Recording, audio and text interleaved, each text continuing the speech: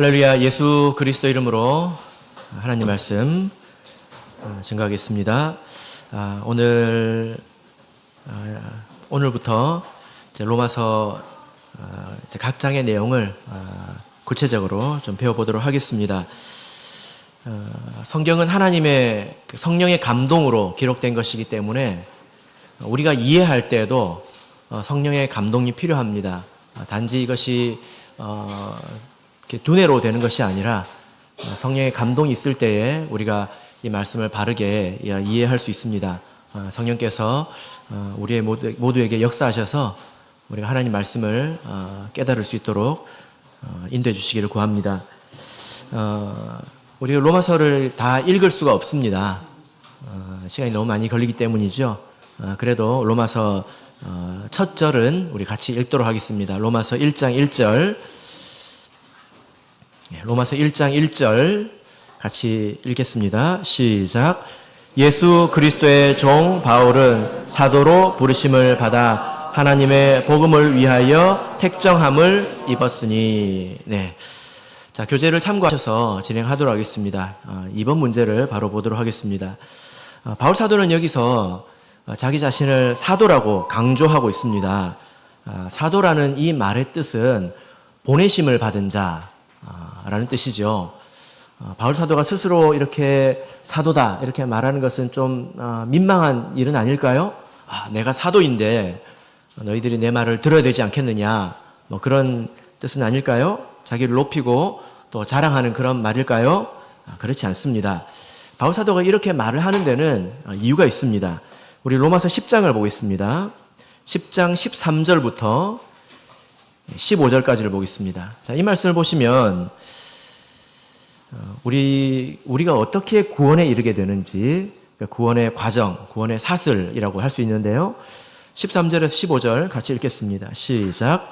누구든지 주의 이름을 부르는 자는 구원을 얻으리라. 그런즉 저희가 믿지 아니하는 이를 어찌 부르리요? 듣지도 못한 이를 어찌 믿으리요? 전파하는 자가 없이 어찌 들으리요? 보내심을 받지 아니하였으면 어찌 전파하리요? 기록된 바 아름답도다. 좋은 소식을 전하는 자들의 발이여 함과 같으니라. 자, 여기 보면 구원을 얻기 위해서는 반드시 이것이 있어야 합니다. 뭐죠? 불러야 된다는 것입니다. 주의 이름을 불러야 된다는 거예요. 주의 이름을 부른다고 하는 것은 다만 주여 주여 뭐 이렇게 부르는 것을 말하는 것이 아니라 다양한 우리 신앙생활을 포괄해서 말하는 것입니다. 우리가 세례를 베풀 때도 예수 그리스도의 이름을 부르지요. 그리고 우리가 기도할 때도 예수님의 이름을 부르지 않습니까? 우리가 주의 이름을 불러야 구원을 얻을 수 있습니다. 그런데 어떤 사람이 주의 이름을 부릅니까? 믿음이 있어야 된다는 거예요. 그죠? 믿음이 있어야 부를 수 있다는 것입니다. 근데 믿음은 어디에서 납니까? 어디에서 나죠? 들음에서 납니다. 들어야 된다는 거예요. 어떻게 들을 수 있습니까? 전파하는 자가 있어야 들을 수 있죠. 어떤 사람이 전파합니까? 보내심을 받아야 전파할 수 있습니다. 그래서 이것을 구원의 과정, 사슬처럼 생각해서 총 6개의 과정이 있는 것을 볼 수 있는데, 여러분 여기서 믿음은 들음에서 난다, 이 말씀을 우리가 생각을 해봐야 합니다. 믿음은 들음에서 난다, 이 뜻이 뭘까요? 믿기 위해서는 설교를 잘 들어야 된다, 그런 뜻일까요? 맞습니다.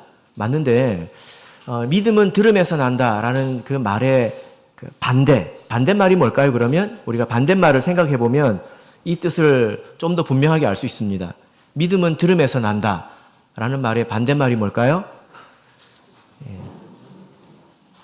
네, 뭐라고 말씀하셨는데 제가 하나도 못 알아들었습니다. 믿음은 들음에서 난다라는 말의 반대말은 믿음은 스스로 생각한다는 것입니다.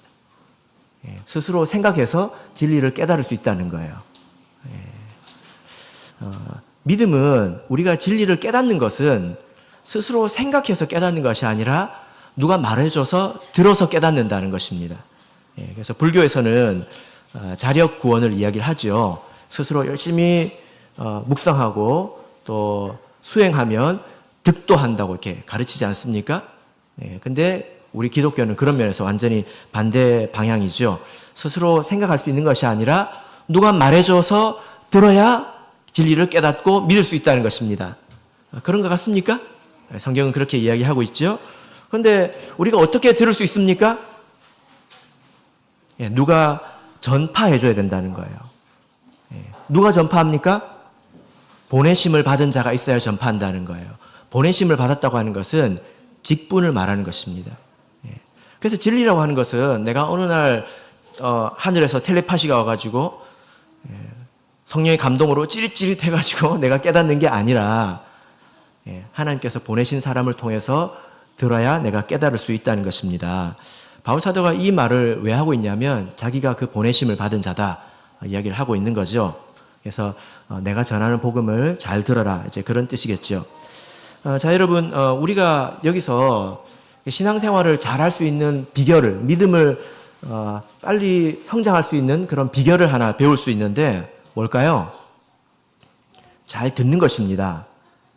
보내심을 받은 자의 말을 잘 듣는 것입니다. 혼자 신앙생활을 하려고 하면 안 되죠. 그래서 이 말씀을 우리가 좀 곰곰이 생각해 보면 여러 가지 의문을 해소할 수 있는데 가끔 이런 이야기를 하시는 분이 있더라고요. 세상 저 어딘가에 우리 참예수교회와 같은 진리를 가진 교회가 있지 않을까? 이런 생각을 하시는 분들이 있더라고요. 그런 생각 해보셨습니까? 해볼 수 있죠. 근데 있을까요? 이 말씀을 잘 생각해 보시길 바랍니다. 진리는 스스로 깨닫고 찾는 것이 아닙니다. 하나님께서 사람을 보내셔서 그 사람을 통해서 듣게 하십니다. 거기에 성령의 역사가 있는 거죠. 그죠? 그래서 이것을 잘 생각해 보면 우리가 의문을 해소할 수가 있습니다. 그래서 바울 사도가 지금 로마서 시작할 때 자기가 보내심을 받은 자이다. 이렇게 감히 말하고 있죠. 이것은 자기를 높이기 위해서 그런 것이 아니라 이 복음에 집중하기 위해서 이렇게 말을 하고 있는 것입니다. 자, 그러면 우리가 그 복음에 대해서 같이 보도록 하겠습니다. 좀 건너뛰어서요. 5번을 보도록 하겠습니다. 바울 사도가 천명하고 있는 이제 복음이라는 것이 무엇이냐? 구원이라는 것이 무엇이냐? 구원은 천국 가는 것이다. 이렇게 생각을 하면 이제 그때부터 오리무중에 빠지게 됩니다. 그것은 너무 단순하게 생각하는 거죠. 자, 우리 로마서 1장 16절 17절 이 말씀은 우리가 같이 암송을 해도 좋은 말씀입니다. 로마서 1장 16절 17절 자 읽겠습니다. 시작. 내가 복음을 부끄러워하지 아니하노니 이 복음은 모든 믿는 자에게 구원을 주시는 하나님의 능력이 됨이라. 첫째는 유대인에게요 또한 헬라인에게로다. 복음에는 하나님의 의가 나타나서 믿음으로 믿음에 이르게 하나니 기록된 바 오직 의인은 믿음으로 말미암아 살리라 함과 같으니라. 자, 이 말씀을 우리가 하나하나씩 좀 깊이 살펴보도록 하겠습니다. 그래서 1교시는 1장까지만 하도록 하겠습니다. 복음은 여기서 뭐라고 말하고 있습니까? 복음은 모든 믿는 자에게 구원을 주시는 하나님의 능력이 됨이라. 이렇게 말씀을 하고 있죠. 그래서 이 말씀을 한번 외워보시길 바랍니다. 복음은 모든 믿는 자에게 구원을 주시는 하나님의 능력이 됨이라. 네. 자, 구원이라고 하는 것은 제가 방금 말씀드린 것처럼 구원, 그러면 천국 가는 것, 이렇게 생각을 하면 많이 헷갈리게 됩니다. 구원이라는 말의 이 본래 뜻은 건져내다. 그런 뜻입니다. 어디 해로운 곳에서 건져내다.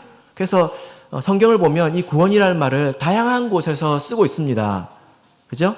그래서 병을 고쳐줄 때도 예수님께서 구원하셨다 이렇게 말하고 있습니다. 이 사람은 그 사람이 천국 갔다는 뜻이 아니에요. 그리고 귀신을 쫓아낼 때도 구원받았다고 합니다.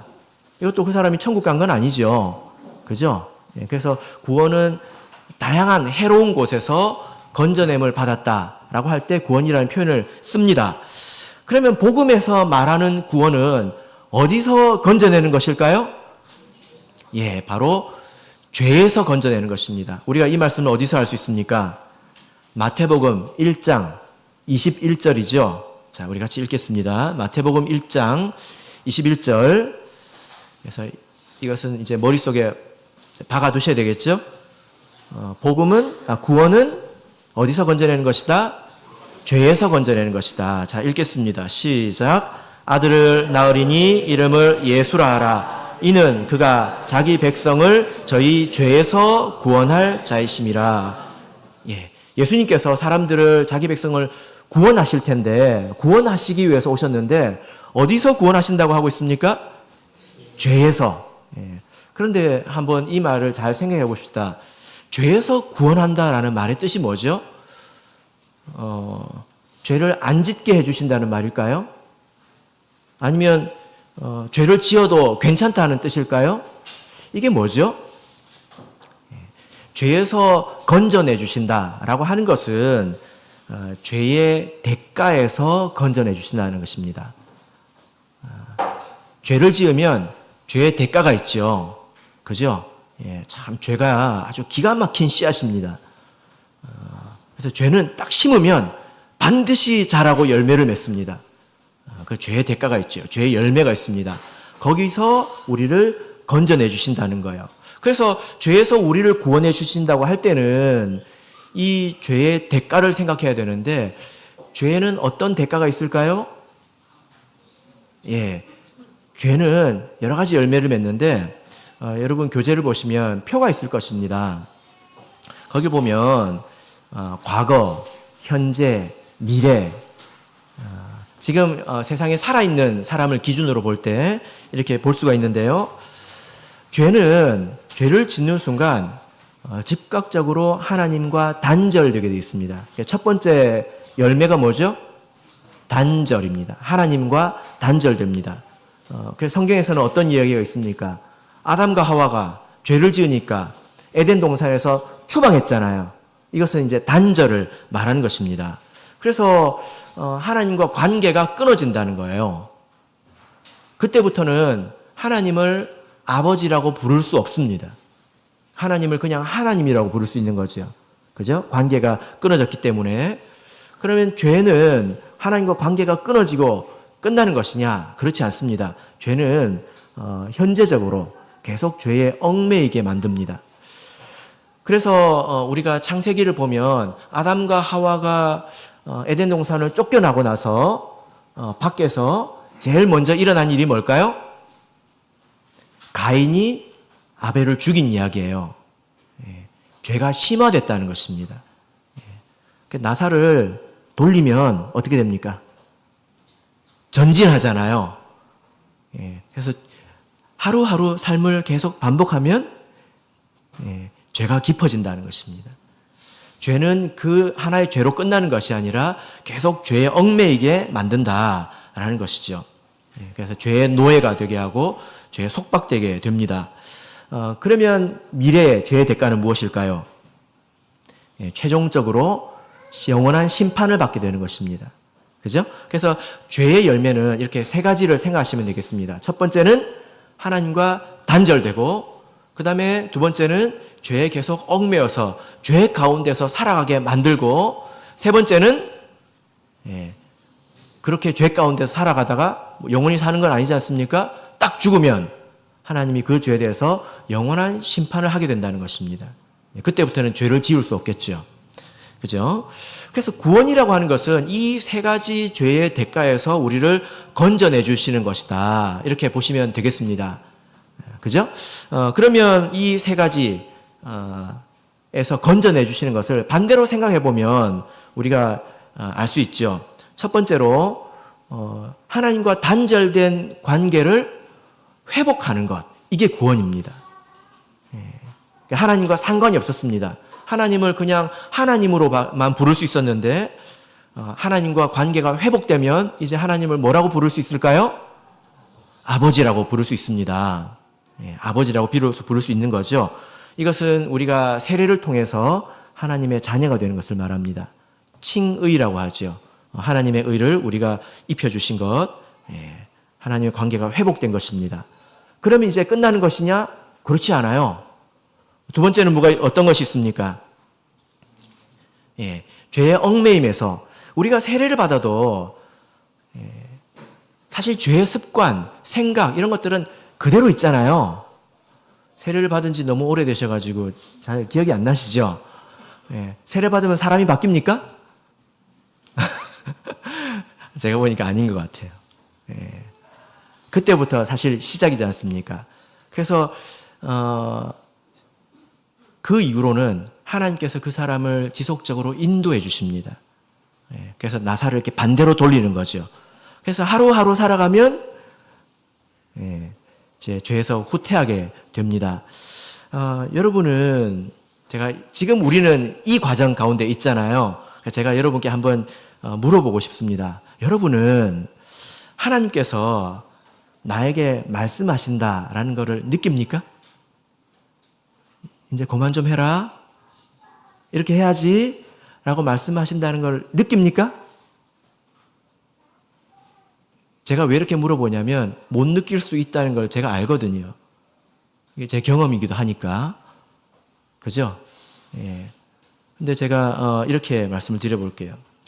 제가 어제 목사님께 이야기를 들었습니다. 우리 김학정 집사님께서 손주를 얼마나 사랑하시는지. 제가 세례식 이야기를 제가 들었는데요. 손주를 굉장히 사랑하시죠? 좀 섭섭하시겠지만 제가 물어보겠습니다. 손주가 그걸 알까요? 내가 손주를 사랑하는 것을 손주가 알까요? 예. 지금 알까요? 예. 아, 그래요? 믿음이 좋으시네요. 이제 남의 손자한테도 막 말씀을 하시더라고요. 그래서 제가 그 모습을 보면서 본인의 이 손녀에게는 얼마나 말씀을 많이 하실까. 근데 걔가 들을까요? 많이 사랑하고 많이 말하지만 아이는 사실 하나도 듣지 못합니다.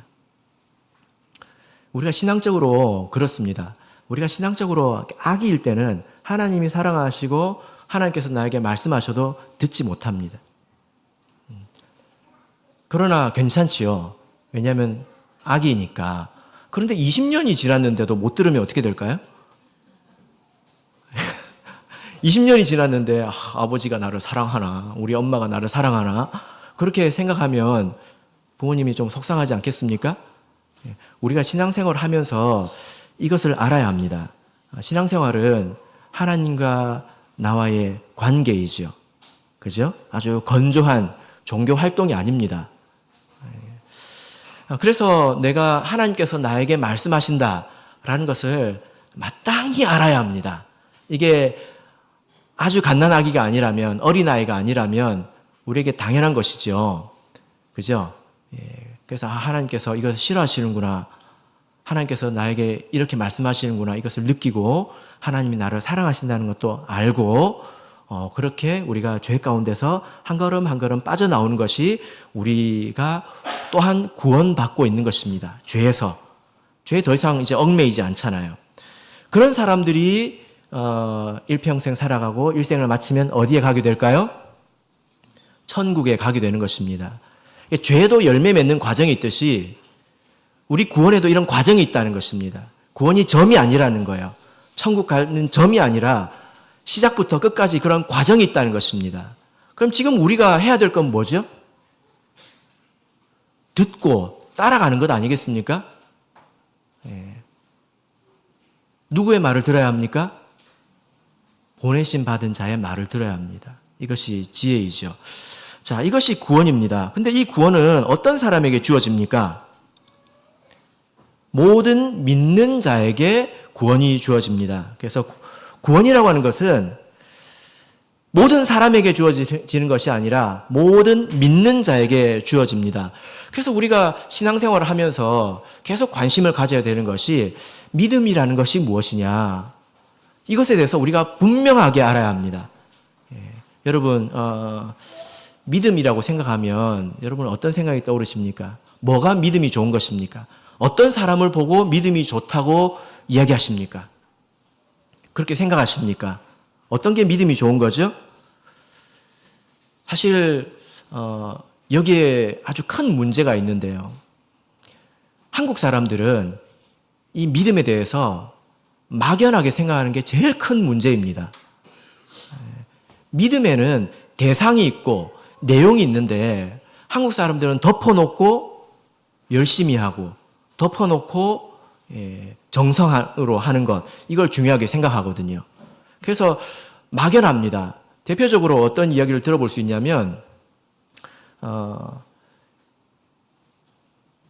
흥부와 놀부 이야기 아시죠? 그죠?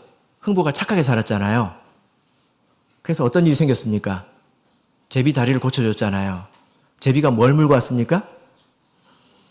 기가 막힌 박씨를 물고 왔잖아요. 근데 한국 사람들은 이 박씨가 어디서 왔는지에 대해서는 관심이 없어요. 착하게 살면 이런 일이 생긴다. 딱 거기에 굳어 있습니다. 신앙생활도 다 그렇게 해요. 그래서 뭔가 열심히 하는 사람들은 믿음이 좋은 사람이에요. 정성껏 하는 것이 믿음이 좋은 거예요. 그런데 여러분 속지 마세요. 속지 마세요. 열심히 하는 거 중요하고 정성껏 하는 거 중요한데 그 이전에 중요한 게 있습니다. 해와 달이 된 오누이 아십니까? 호랑이가 뭐라고 말합니까? 떡 하나 주면 안 잡아먹지, 그 이야기예요. 그래서 엄마를 잡아먹고 오누이가 있는 집에 오지요. 오누이가 도망갑니다. 어디까지 도망갑니까? 나무 위로 도망갑니다. 호랑이가 도끼를 짚고 올라가죠. 제가 왜 이렇게 잘하는지 아십니까? 저희 집에 애들을 많이 읽어줬기 때문입니다. 그 예를 읽어주면서 이걸 내가 읽어줘야 되나. 짚고 올라옵니다. 근데 이제 오누이가 기도하지요. 어디서 동아줄이 내려옵니까? 호랑이도 올라가서 기도합니다. 근데 하늘에서 동아줄이 내려오죠. 그걸 잡고 올라갑니다. 근데 호랑이가 잡은 동아줄은 썩어서 이제 끊어져 가지고 수수나무에 떨어지잖아요. 수수나무가 빨갛대요. 근데 하늘에 뭐가 있는지에 대해서 관심이 있어요, 없어요? 전혀 없어요. 이런 이야기를 어렸을 때부터 듣고 자랐기 때문에 한국 사람들의 제일 문제가 하나님이 누군지에 대해서 관심이 없어요. 뭐가 중요해요? 열심히 하고 착하게 사는 게 중요해요. 하나님이 뭐라고 약속했는지 중요해요? 안 중요해요. 그냥 열심히 하는 게 중요해요. 그래서 막연하게 신앙생활을 하는 것 때문에 믿음이 굉장히 많이 병이 드는 것 같습니다. 제가 좀 성도님들의 이해를 표현하기 위해서 과격하게 표현하기도 하거든요. 교회 안에 사기꾼들이 있어요. 아주 열심히 합니다. 근데 하나님에 대해서 모르고요. 하나님이 뭐라고 약속했는지에 대해서 관심이 없어요. 그냥 열심히 해요. 그러니까 자기 마음대로 사니까 인생에 고난이 많아요. 사람들이 그 사람을 보고 어떻게 생각하겠습니까? 저 사람은 저렇게 열심히 하는데 왜 저렇게 인생이 꼬이고 어려운 일이 많나? 하나님 믿어봐야 별거 없네. 사람들이 다 속잖아요? 실제로 그분은 되게 좋은 분입니다. 착해요. 그러나 제 마음속으로는 뭐라고 생각하죠? 사기꾼이다. 착한 사기꾼이다. 본의 아니게 사기를 치게 된다는 것입니다. 신앙생활을 할 때는 우리가 엄밀하게 해야 합니다. 하나님이 뭐라고 약속하셨는지 엄밀하게 해야 돼요. 그죠? 신앙생활은 우리가 하나님을 믿는 것이고 하나님의 약속을 믿는 것입니다. 어떤 사람들이 이렇게 이야기합니다. 이 교회 저 교회 많은데 다 그냥 하나님 믿으면 되지. 뭐 그렇게 따지냐. 그게 한국 사람들의 문제이죠. 성경은요, 이렇게 생각하시면 어떨까요? 보험약관입니다. 보험약관은 아주 보험사에서 엄밀하게 따져서 하지 않습니까? 하나님도 그래요. 이게 뭐라고요? 약관이에요. 여기 보면 여러분들이 해야 되는 게 뭐가 있는지 정확하게 나와 있고, 그러면 하나님이 우리한테 뭘 주시는지도 아주 정확하게 나와 있습니다. 그것을 우리가 받아들이고 그것대로 하는 것, 그게 믿음이지 덮어놓고 열심히 하는 게 믿음이 아니에요. 그래서 이 막연한 믿음 때문에 괜히 신앙생활에 상처받고 뭐 하나님 뭐 믿어봐야 별 의미가 없네. 이런 시험에 빠진 사람들이 한국에는 많은 것 같아요. 믿음에 대해서 관심을 가져보시길 바랍니다. 믿음은 하나님의 약속을 믿는 것이고 성경에 기록된 하나님을 믿는 거예요. 하나님의 능력이 어떠한 것인지, 하나님의 성품이 어떤 것인지, 자기 마음대로 하나님을 만드는 게 아닙니다. 성경을 보세요. 하나님이 뭘 싫어하시는지, 뭘 좋아하시는지 아주 잘 적혀 있습니다. 그 하나님을 내가 믿고 따라야지, 내 머릿속에서 내가 하나님을 만들어서 내 마음대로 믿고 따라서는 안 됩니다. 그러면 뭐가 안 맞아요. 그래서 우리가 하나님의 약속을 따라서 하나님을 믿을 때에 우리가 죄에서 구원받게 되고 하나님께서 우리를 인도하시는 것을 우리가 알게 되는 것입니다. 자, 그러면 어떻게 구원해 주십니까? 자, 17절 보겠습니다. 하나님은 믿는 자를 죄에서 구원해 주시는데 어떻게 구원해 주십니까? 복음에는 하나님의 의가 있다는 것입니다. 하나님의 의. 이 하나님의 의라고 하는 것은 이제 우리의 의가 아니죠. 우리는 불의하지요. 그래서 이 하나님을 믿는 자에게는 하나님의 의로움을 덧입혀 주신다는 것입니다. 그래서 그 사람은 불의하지만 그러나 하나님의 의를 입었기 때문에 그 사람은 이제 의인이 되는 것입니다. 그러니까 불의한 사람이 의의 옷을 입고 있는 거죠. 더러운 사람이 깨끗한 옷을 입고 있는 것입니다. 그래서 그 사람은 깨끗한 사람이 되는 거죠. 자, 빌립보서 3장 9절을 보겠습니다. 빌립보서 3장 9절. 자, 읽겠습니다. 시작. 그 안에서 발견되려 함이니 내가 가진 의는 율법에서 난 것이 아니요 오직 그리스도를 믿음으로 말미암은 것이니 곧 믿음으로 하나님께로서 난 의라. 바울 사도가 얼마나 죄를 많이 짓고 살았겠습니까? 그러나 바울 사도도 죄가 있겠지요. 그래서 나는 의롭다 그렇게 말하지 않고 나는 하나님의 의를 입고 있다 이렇게 말씀을 하고 있습니다. 신앙생활은 우리가 세례를 받으면 하나님의 의를 그때부터 입습니다. 그러면 그 하나님의 의 안에서 자기의 의를 세워가는 것입니다. 그래서 예수님께서 이렇게 말씀하셨는데요. 너희의 의가 바리새인과 서기관보다 낫지 않으면 결단코 하나님 나라에 들어갈 수가 없다. 이렇게 말씀하셨습니다. 마태복음 5장을 읽어보세요. 너희의 의가, 이것은 우리가 입고 있는 하나님의 의를 말하는 게 아니라 너희 자신의, 우리의 의를 말하는 것입니다. 이게 바리새인과 서기관보다 나아야 된다는 거예요. 여러분, 바리새인과 서기관이 얼마나 의롭게 살았는지 아시죠? 그 사람들이 어떻게 안식일을 지켰고 어떻게 금식했고 어떻게 11조를 드렸고 이걸 다 아시죠? 예. 근데 그거보다 나아야 된다는 거예요. 바리새인보다 나은 의가 뭡니까? 마음으로까지 지키는 것입니다. 그래서 살인하지 말라. 바리새인들은 사람을 안 때려 죽이면 내가 그 계명을 지켰다. 하지만 우리 그리스도인은 마음에서부터 미워하지 않는 것. 그게 우리 그리스도인이 더 나은 의를 가지게 되는 것입니다. 그래서 믿는 자에게는 하나님의 의가 있다는 것입니다. 자, 17절 부분을 보시면, 뒷부분을 보시면 오직 의는 믿음으로 말미암아 살리라 함과 같으니라. 하나님의 의가 나타나서 믿음으로 믿음에 이르게 하나니. 자, 4번입니다. 교재 보이시죠? 4번. 믿음으로 믿음에 이르게 한다라는 이 말씀의 뜻이 뭘까요? 네. 믿음이라고 하는 것은 살아있는 믿음, 죽은 믿음 말고 살아있는 믿음은 성장한다는 것입니다. 믿음에서 나와서 더 큰 믿음으로, 그런 믿음 안에서 하나님의 의가 우리에게 입혀진다라는 것입니다. 이것이 참된 믿음의 속성이죠. 우리가 정말 믿음이 있다면 우리가 하나님을 더 사랑하게 되고 더 깊이 알고 싶어 하게 되고 하나님을 더 신뢰하고 따르게 합니다. 믿음이 우리를 이끌어 가죠. 그죠? 그런 믿음 안에 하나님께서 우리에게 의를 입혀주신다라는 것입니다. 그래서 이 복음이라는 것이 뭐냐?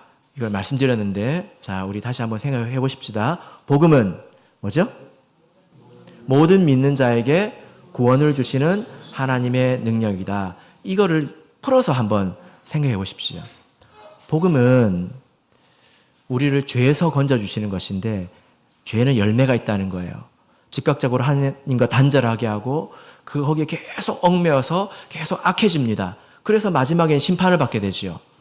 그러나 우리가 예수님을 믿고 예수님께서 약속하신 대로 우리가 따라간다면 그 끊어진 관계를 회복하고 죄에서 우리를 건져내 주십니다. 죄의 나쁜 습관에서 우리를 건져내 주십니다. 그 어떠한 죄의 늪 가운데 있다 하더라도 우리를 건져내 주실 능력이 있습니다. 간절히 우리가 그것을 구하고 또 하나님을 따라가면 하나님께서 들려주시고 우리 삶에 어떤 일을 만나게 하십니다. 그래서 건져내 주시죠. 그래서 신앙생활을 시작해서 이렇게 하루하루 살아가고 1년 1년 살아가면 제법 훌륭해집니다. 제법 훌륭해집니다. 그런 사람들이 마지막에 어디 가게 됩니까? 천국에 가게 되는 거지. 그런 과정이 있습니다. 그래서 제가 여러분에게 했던 질문을 곰곰이 한번 생각해 보세요. 하나님께서 우리에게 말씀하지 않을까요? 나에게? 지금 말씀하지 않을까요? 저도 지금까지 신앙생활을 해오면서 귀로 어떤 하나님의 음성을 들은 적은 한 번도 없습니다. 뭘 본 적도 한 번도 없고요.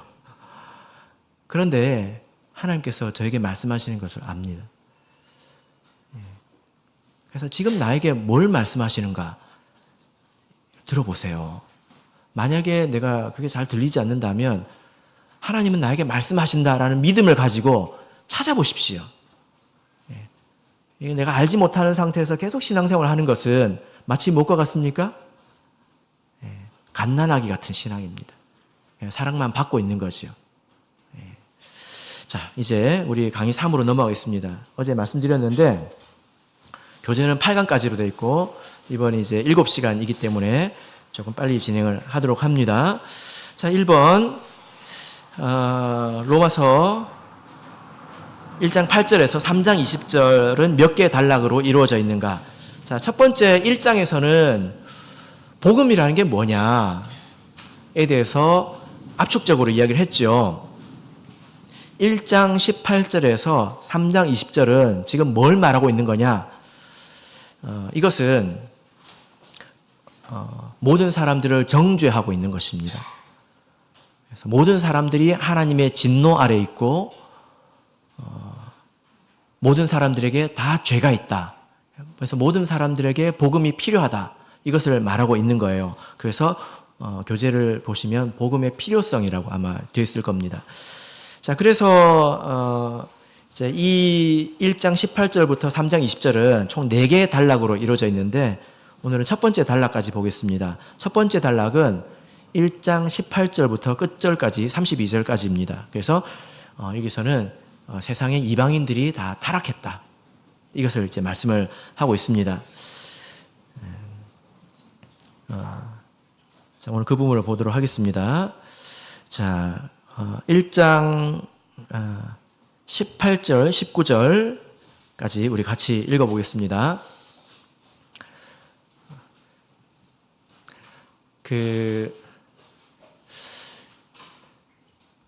저 앞에 있는 가게에서 아무리 좋은 물건을 팔아도 나한테 필요 없으면 없는 거나 마찬가지죠.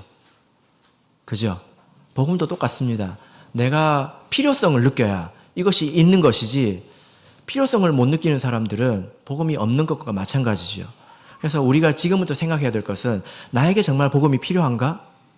이 구원이 필요한가? 이미 알고 계신 분도 계시겠지만 이것을 바울 사도가 이제 논리적인 순서에 따라서 이야기하고 있는 거예요. 자, 18절, 19절 읽겠습니다. 시작.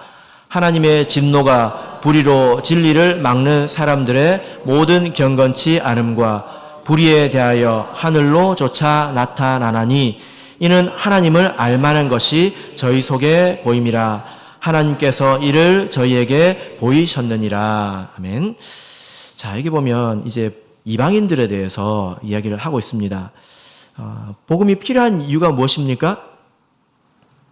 하나님의 진노가 있기 때문입니다. 어디에 하나님의 진노가 있습니까? 18절을 보시면 경건치 않음과 불의에 대하여. 그래서 이것은 죄를 말합니다. 여러분 기억하세요. 이게 하나님이에요. 막연하게 우리가 하나님은 좀 봐주시지 않을까? 이게 막연한 신앙입니다. 이 말씀을 믿으셔야 합니다. 죄는 하나님의 진노가 반드시 있습니다. 하나님이 참는 것일 뿐이죠. 때가 되면 반드시 있습니다. 근데 이 죄를 여기서 두 가지로 말하고 있죠. 첫 번째는 무엇입니까? 경건치 않음. 그래서 이것을 불경이라고 합니다. 불경. 이것은 태도에 관한 거죠. 하나님 앞에서 태도가 합당하지 않다는 것입니다. 두 번째는 불의함. 불의함이라고 하는 것은 죄를 실제로 행했다는 것입니다. 불경죄에 대해서 혹시 들어보셨습니까? 불경죄. 우리나라에 지금 불경죄가 있을까요? 없을까요? 없어요. 우리나라에는. 불경죄가 없습니다. 제가 알기로 대부분의 나라에서 없어진 걸로 알고 있는데요. 한 군데는 확실히 있더라고요. 어디일까요? 북한에 있습니다. 북한에. 우리 그 동지께서 말씀을 하고 있는데 앞에서 누가 잤어요. 죽었습니다. 왜 죽었을까요? 불경죄예요. 불경죄. 그러니까 그 태도를 보면 네가 나를 어떻게 생각하는 거냐. 진원이 형제는 절대 그렇지 않습니다. 그 태도를 보니 네가 나를 어떻게 생각하는지 알겠다 하고 이제 죽이는 거죠. 이게 불경죄거든요. 세상 나라에서는 그런 게 다 없어졌습니다. 행위만을 가지고 심판하지만 그러나 하나님은 불경한 것에도 심판한다는 것을 우리가 알 수 있습니다. 여기에는 하나님의 진노가 있지요. 괄호 2번을 보시면 하나님을 모르는 사람에게조차 하나님의 심판이 있습니다. 여기에 대해서는 길게 말하지 않겠습니다. 왜 그렇죠? 하나님의 능력과 성품이 만물을 통해서 우리에게 보여지기 때문입니다.